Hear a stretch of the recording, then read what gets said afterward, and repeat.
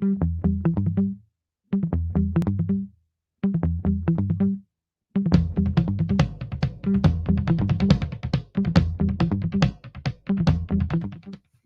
afternoon, everyone. We have a second session of Ask Me Anything with DV360 product management team. Today, I'm joined by Shreya and Sean, who will introduce themselves in a second, to answer some of your questions you submitted. My name is Sergey. I'm based in Seattle, Washington, and I'm a product manager for Display&Video 360 with key focus on APIs and structured data files and all things scale for the platform. I'll let Shreya and Sean introduce themselves, and we're gonna dive straight into your questions. Hi, everyone. I'm Shreya. I'm a product manager on DV360 as well. I focus quite a bit on the inventory that we have on the platform, the different exchanges that we work with, and working to make sure that your advertiser dollars are spent on reputable locations. Hey, everyone. My name is Sean Hong. I'm also a product manager at DV360. I work primarily on planning and forecasting capabilities. Awesome. Well, Sean, Shreya, thank you for joining us today and answering the questions. Today, we're going to focus on what's top of mind for you, our customers and advertisers. Couple of ground rules. First of all, thank you for submitting so many different questions and feedback pieces, and some of them are complex, some of them less complex, which is great. However, the feature feedback, we're not going to be covering too much in this particular session. It's going to go straight to the respective teams, and it will be taken into account in the next roadmap development items. We're focusing on the questions which are more relevant and which are more and more visible in your submissions. As well, a lot of questions which are asking about how to accomplish something. We're probably going to be following up with one-pagers if those things are complex and cannot be fit in a, 1-minute answer right here. I want to thank all the product managers who help us answer the questions and prepare the material here. And thank you for joining and watching this video with us today. With this, we're going to dive straight into questions. So the first thing is going to be about upcoming features. We got this question so many times. What is next? What is coming up? And Shreya, can you tell us a little bit more about how to get this information in a reliable way? Yep, absolutely. So one of the best ways to be in the know is to actually follow our announcements page. It's kept up to date through a team of tech writers, support and commercialization, and PM folks. So flag it, bookmark it, and you'll be in the know. Awesome. Yeah, that's a cool spot. Supportgoogle.com display and video. Go there. And the link is going to be in description for this video. Number 2, that's a very good question. I want to know the answer as well. So recently we got this combined tab in a campaign level for Display&Video 360. I'm going to hand it over to Sean to tell us a little bit more about why did we do it and what is the value? What do we get out of it? Yeah, there are quite a few things that we are bringing to the table with a new combined view. To list a few, first, you can view campaign hierarchy in one place. This means you can see insertion orders, line items, and create a set at one glance. Next, you have enhanced filtering capability. You can filter by complete flight dates, as well as active pause status, and the number of impressions as served. Additionally, you can set a default view, including custom view, so it becomes the default for the user. This allows you to create safe workspaces. Next, you have real-time performance data available in the summary view that becomes available within an hour. Lastly, refresh look and feel a quicker workflow. With this, you can edit budget, pacing, bid, and frequency cap with just one click and create new line items easily. That's awesome. Thank you, Sean. That's my favorite view. I use it quite a bit now. I guess because it's default. Glad to hear that. Next thing we're going to talk about for a little bit is going to be YouTube. One of the key value propositions of Display&Video 360 is access to YouTube campaigns. However, there are some questions, and we're going to cover a couple of questions about it. So the first question is going to be, is it possible to run YouTube campaigns in DV360 with goal towards earned views exclusively? And is it possible to make this metric targeted as conversion? Shreya, could you help us with this one, please? Sure, thanks. So, this is a great question, and we're definitely aware of use cases where customers want to optimize YouTube metrics on real-time bidding inventory. Generally, though, before we're able to build optimization models for any metric of interest, such a metric actually needs to be measurable on that type of inventory. So, for this example, earned views would need to be defined and measured on RTB inventory. And today, we don't have any plans to support that measurement or optimization of earned views on RTB inventory. Though we are looking for opportunities to improve, so if you have feedback, feel free to reach out to your account manager. That's great. Thanks, Sher. This is I think great piece of feedback. You don't have to entirely rely on these Ask Me Anything sessions, and you can leverage existing resources. And I think talking to your account manager is valuable and helpful because definitely this feedback is relayed to product and engineering teams. Another question YouTube related is there's so many different products and there's so many different formats available, and how and what is the best way to understand what are all the things available, how they're going to work, and what's in general available in the platform. So with this said, over to Sean to answer the question of what is all these different options available for YouTube and Display Video 360 today. Yeah, another great question. I probably don't have enough time to cover all of the options and availabilities of YouTube at this point, but I will probably point out 4 things that could simplify the process. First, when choosing different options for YouTube, here are 4 things I will consider. First, find a format that is aligned with customers' journey. Think about where in the customer journey you're in, whether it's on awareness, consideration, or action. Next, leverage audience targeting options that we have available so that you can target the right customers. And then you can choose from your preferred way of buying. We offer both reservation and auction buying.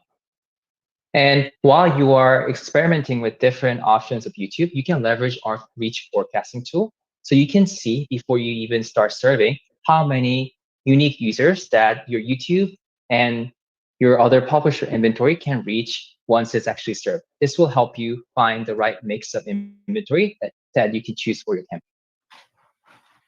Awesome. Thank you for overview, Sean. I think the last bit is near and dear to my heart as well. It's like, that's a playground. Go create a new plan and see how different options are going to work in combination and together in your campaign. That's super helpful. Thanks, Sean.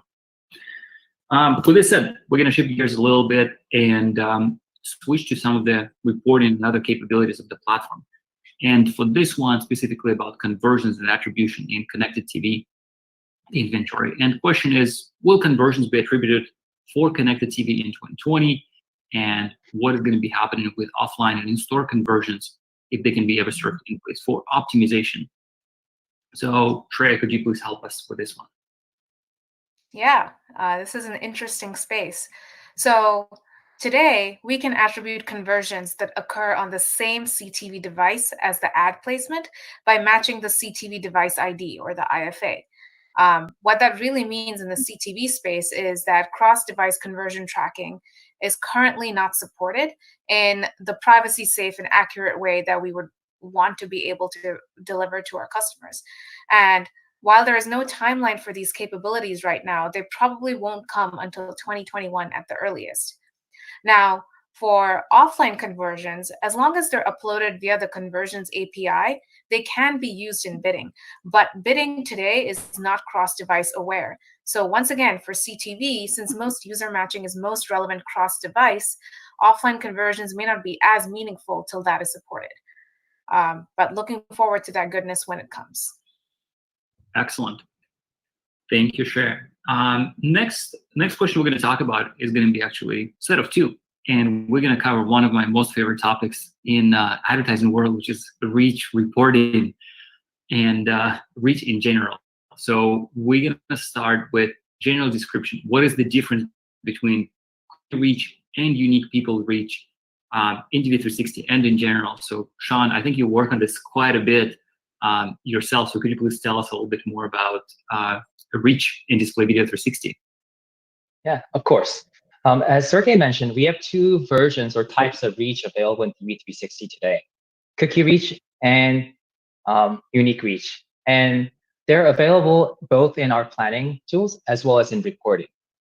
And the way we would think about cookie reach is that you think about total number of unique cookies that you've reached, if it's in case of reporting, and in case of planning is total number of unique cookies that you will reach. On the other hand, unique reach is actually based on the unique users across devices. So this means that if a user is using, a smartphone, a tablet, and maybe another tablet, those will count towards one unique users versus they'll count towards 3 different cookies. An additional concept that I think is important to highlight is on-target reach. This tells you, using unique reach, the total number of unique users within your target demographic that you have reached or will reach if it's in planning. That's right. Awesome. Thank you. I think on-target reach question comes up quite frequently when we talk about connected TV as well. So that's a relevant bit of information to use. Moving on to the next question in the reach category. So it's reach reporting, display video 360, and 2 questions here. So first is, when can we see reach frequency in DV 360 reporting? And when can we expect the on-target reach reporting, not planning, to be ready in display video 360? Shreya, can you help us wrap up the topic of reach and reporting in display video 360? Sure. So as Sean was mentioning, we have cookie reach and unique reach. And within each of those, we can actually measure the average impression frequency. And so the average impression frequency is the average frequency at which an ad is seen by the cookie, in the case of the cookie reach, and the average frequency at which an ad is seen by a user, in the case of unique reach. In terms of being able to see on-target reach reporting, that will be available within our unique reach audience report soon. It is close to launch. We are resolving some final issues, and as always, unexpected issues could arise, and due to COVID, our responses might be a little bit slowed, but stay tuned, and it is expected to launch soon. Awesome. That's an exciting launch for sure. As well, feel free to leverage our help center. Specifically, you can search for the ID you see on the screen right now, and you will see the page which talks a little bit more about reach reporting in display video 360. With this said, moving on to the next question, and we're going to talk about the topic which being brought up in the previous session we did last month, and it's about negative keyword targeting. So we covered quite a bit of information about what is the best way to target the negative keywords and how to address the keywords related to COVID. So please watch the previous video. It covers it in more details. I think today we're going to go a little bit deeper in terms of how do these negative keywords work under the hood, as much as we can share in this type of video. And specifically, how do these negative keywords actually work? Sean, over to you. Yeah, great question. So there are many complexities associated to keyword targeting in general, but I want to focus on 3 main things. First, keyword targeting, whether it's negative or positive, it is a phrase matching mechanism, meaning that something like a blue cat will be considered a single keyword. Next, for negative keyword targeting specifically, you will need to add alternate forms. That means you will need to add pluralized forms as well as synonyms, specifically if you want them to be excluded. Next, for negative keywords to block a site or an app, the keywords need to be central to the app. Otherwise, negative keyword blocking would not work. Another point that I would add is that if you add new keywords to exclude in a line item, it may take a few days for line item to start bidding. Awesome. Thank you for this clarification, Sean. As we know, like a lot of customers rely on the negative keyword for pages exclusion. So definitely encourage everyone to explore what are the options available within maybe sensitive categories or contextual targeting, because keywords is definitely taking tons of things into account and will require a certain degree of understanding how it works. With this said, we're going to move on to the next question. It's going to be about intelligence panel. While we do cover a lot of things about what's coming up in announcement, this one we do want to highlight because a lot of things got added to intelligence panel recently. So Shreya, can you tell us a little bit more about new insights in intelligence panel currently? Yeah, Intelligence Panel is one of my favorite features. And some of the new things that are coming out in here are one, the no spend alert for TrueView line items. So basically, this alert will indicate when a line item hasn't spent anything in the past 48 hours. It's actually our most used alert and gets used about several million times per month. And it's also our most interacted with alert. Super useful. The second one is about app or URL inclusion suggestions. So basically, this one will improve your pacing or performance by suggesting high quality and brand safe apps and sites that are already targeted. And this basically saves you time, saves you some brain thinking power with the friendly little intelligence alert. Excellent. Thanks, Shreya. This is super helpful. Intelligence Panel is indeed provides a lot of different insights, and the team is working hard to provide more value in there. Next question is, I actually even find useful for myself. Google Marketing Platform has so many different products and so many different angles. And this question specifically focuses on what is the difference between Google Display Network and Display&Video 360. So, Sean, can you help us clarify who is who? Yeah, of course. And since this is Ask Me Anything for DV360, I'll focus on what's unique to DV360. And I'll highlight three main areas. First, around access. DV360 has access to direct buys, programmatic guaranteed, and private deals, while also providing more expansive access to non-Google publishers and exchanges. Second, around audience. DV360 provides GMP audience integration and third-party audiences. And lastly, around ads and assets, DV360 has access to exchanges with unique rich media inventory and has a dedicated user role for creative users. And last thing I'll call out as a difference between the two is that in GDN, you can do goal-based buying, such as paying per click or paying per conversion, whereas for DV360, all buying is done at the impression. This is excellent. This is super valuable. Thank you for sharing it, Sean. We're moving on to the next question, and that's something which comes up quite a bit. DV360 is a rather flexible platform which allows a variety of things to be done in so many different ways. And I think the question which we get here and going to cover here is, what's some of the best practices for separating line items based on audiences? And what happens if they serve the same objective? Shreya, are there any things you'd like to tell us about here, and some things we have to keep in mind? Yeah, interesting question. Well, in short, concise line items are the best. So to effectively understand performance and to enable optimization, keeping line items limited to a few audiences only, ideally with similar intent, can help make sure that you understand the performance of those audiences. So in essence, each line item has a set amount of budget it can or will spend per day. And if you target too many audiences within that one line item, they all have to share that budget, which will cause audiences to win impressions without making a huge reach impact when the ratio of audiences to budget is in favor of the audiences, meaning too many audiences, not enough budget. And that's why we recommend you start with just a few small audiences, pull reports to see what's working, what's not, and then adjust as needed. Another cool tip is to avoid mixing first-party data with third-party data or custom intent affinity lists in the same line item. This is especially relevant when you are targeting cost-based KPIs like CPC or CPA. And that way, again, you'll be able to tease out which type of data an audience is performing better than the other. And they can all be in the service of the same campaign, but you'll be able to tweak out optimizations by line item by separating these out. This is awesome.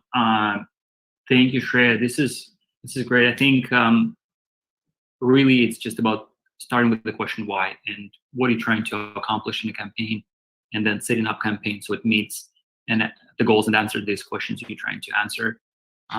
We're going to take two more questions today, and next one is going to be about troubleshooting the line items. And this is, I think, very useful component, making sure you can help yourself and understand if anything is going wrong. And specifically, Sean, if you can help us understand, is there a way to find out if there are impressions which are lost by budget? And what are some of other ways to figure out why impressions are lost? Yeah, so we have this really, really awesome tool called the Troubleshooter that helps you answer all these questions.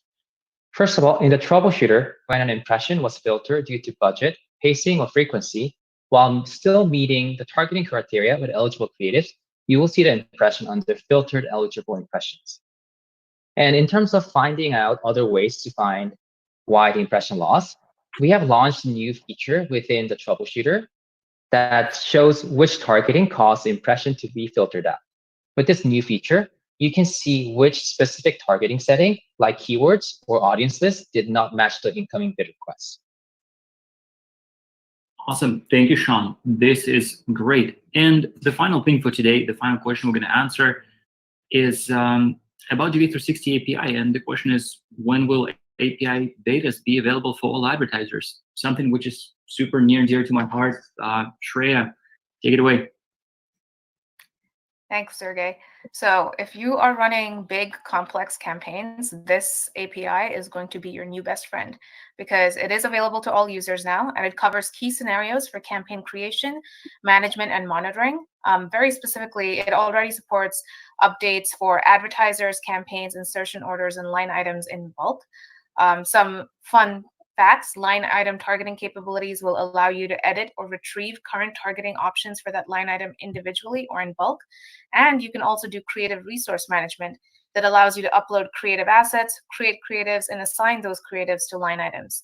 As always, we're committed to continuous improvement and expansion. So learn more on our Google Ads developer blog and send us feedback. Yes, absolutely. Please do. And subscribe to the blog updates. We post all things which are coming out in the API up there. With this said, thank you all so very much for joining and listening with us today. Sean, Shreya, thank you so much for joining and answering the questions. Appreciate your help a lot. And please submit feedback. You're going to get a survey, and we are here to help. Please continue submitting questions, and hopefully going to see you in a month. Thank you all. Bye-bye.